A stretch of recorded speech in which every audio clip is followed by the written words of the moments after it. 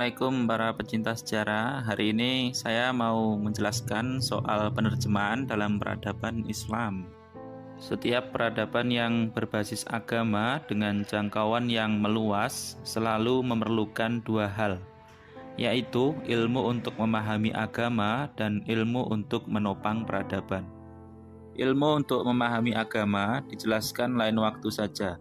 Mari membahas ilmu untuk menopang peradaban dahulu. Peradaban dengan jangkauan yang terbatas dapat menopang kehidupan para penduduk cukup dengan mengambil apa yang tersedia di lingkungan sekitar. Hal itu dapat terjadi karena peradaban tersebut memang tidak perlu memikirkan terlalu banyak kebutuhan, baik terkait luas jangkauan maupun terkait dengan berbagai kebutuhan penduduk. Hal tersebut terjadi semenjak peradaban Islam dipimpin oleh Khulafaur Rasyidin sepeninggal Nabi Muhammad SAW dan terus meluas sampai pada periode dinasti Umayyah dan termasuk dinasti Abbasiyah. Pada periode Sayyidina Umar bin Khattab, peradaban Islam sudah menjangkau Jazirah Arab, Palestina, Syria, Mesir, dan sebagian besar Persia. Dengan jangkauan yang begitu luas, diperlukan berbagai hal yang dalam hal ini dapat menopang eksistensinya. Peradaban Islam kemudian memerlukan sumber-sumber pengetahuan yang dapat dipakai dan sekaligus mudah diakses oleh para pengampu peradaban. Sebagai contoh, untuk menangani suatu penyakit, tentu diperlukan ilmu kedokteran atau ilmu apapun yang berkaitan dengan pengobatan penyakit. Tetapi untuk menghasilkan sendiri ilmu terkait, tentu perlu waktu yang tidak singkat. Sementara jangkauan peradaban Islam sudah sangat luas. Maka keputusan yang diambil pada waktu itu adalah dengan melakukan gerakan penerjemahan. Dinasti Abbasiyah dikenal sebagai peradaban dengan kemajuan ilmu pengetahuan yang sungguh luar biasa. Kemajuan tersebut tidak datang secara tiba-tiba, tetapi dicapai dengan menempuh proses tertentu.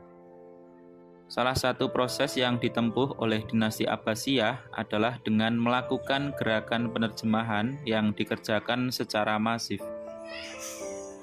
Berkat gerakan penerjemahan, dinasti Abbasiyah menjadi semakin dekat dengan sejumlah sumber ilmu yang mencakup berbagai disiplin, seperti astronomi, kimia, matematika, kedokteran, filsafat, dan kawan-kawan.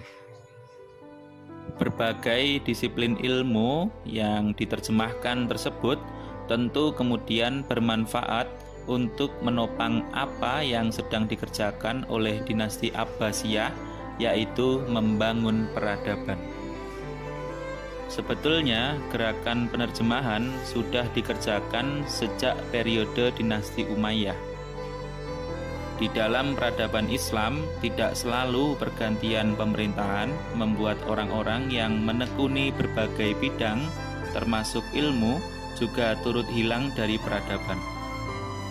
Sehingga apa yang dikerjakan oleh para penerjemah pada periode dinasti Umayyah tidak serta-merta secara sosial kehilangan fungsi. Akan tetapi, terdapat semacam keberlanjutan meskipun secara unofficial yang membuat para penerjemah tidak berhenti melakukan apa yang sebelumnya sudah dikerjakan. Pada periode dinasti Abbasiyah, upaya tersebut mendapat amplifikasi dari pemerintah yang secara latar belakang memang terkenal begitu mencintai ilmu. Sehingga apa yang dikerjakan oleh para penerjemah dapat berjalan secara masif berkat sokongan kebijakan yang ditetapkan oleh pemerintah. Bagaimana suatu peradaban yang baru mengenal tradisi baca tulis tiba-tiba menghasilkan capaian yang begitu luar biasa? Pada waktu itu, pola yang terjadi hampir sama, baik yang dikerjakan oleh dinasti Umayyah maupun dinasti Abbasiyah, yaitu membangun pusat-pusat ilmu dan mendatangkan orang-orang yang menekuni berbagai disiplin untuk menerjemahkan dan menghasilkan ilmu yang sekiranya dapat membawa manfaat. Selain itu, secara teori, setiap peradaban tidak mungkin meninggalkan upaya untuk mendidik generasi. Hal tersebut dikerjakan secara simultan dan berkelanjutan selama berabad-abad di dalam peradaban Islam semenjak periode Nabi Muhammad SAW, Khulafaur Rasyidin, dinasti Umayyah, hingga menghasilkan dinasti Abbasiyah dengan berbagai capaian yang sungguh cemerlang dan begitu berpengaruh terhadap jalannya keseluruhan sejarah peradaban dunia sampai hari ini.